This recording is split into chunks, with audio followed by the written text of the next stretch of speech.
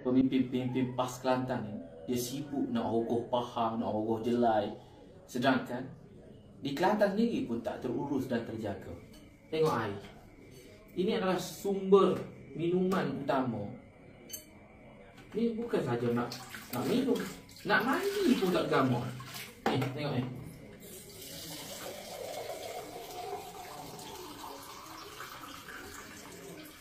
Keadaan air keruh. Ni ha. Ni apa benda ni?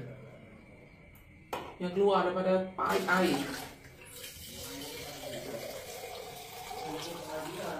Tak boleh nak settle. Bil makin bertambah, tarif makin naik, kualiti tak jaga. Yang saya tunjuk selepas meter. Tengok. Ni meter. Meter bagus dah meter ni. Tengok selepas meter.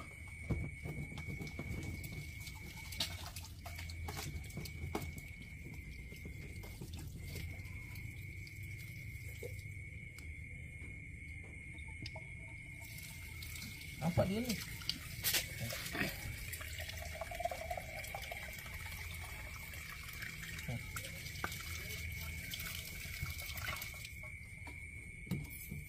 Sibuk duk rogoh Jelai lah. Tak duk sibuk pasal negeri orang.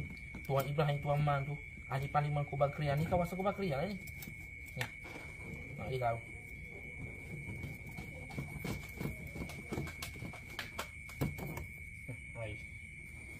Keruh. Tak tahulah apa dia buat. Baik kita guna air hujan. Kita tengok air hujan. Ni air.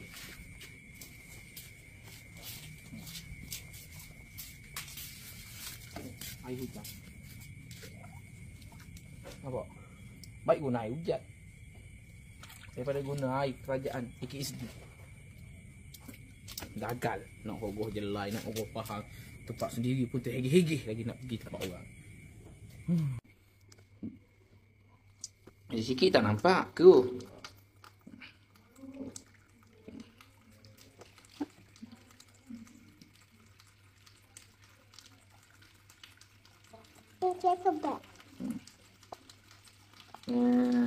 Nampak merah.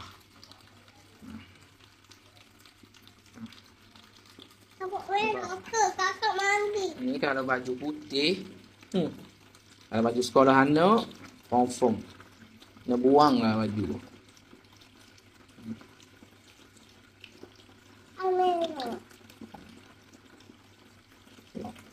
Ni nak mandi anak ni. Air kolam.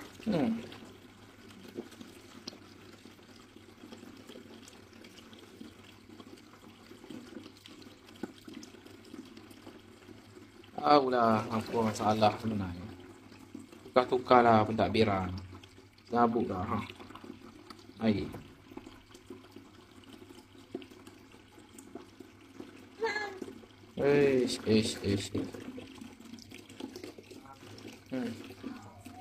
Makin banyak makin keruh tengok. Makin banyak makin keruh.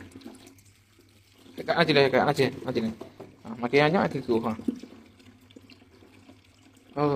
Apa nak jadilah dengan Kelantan.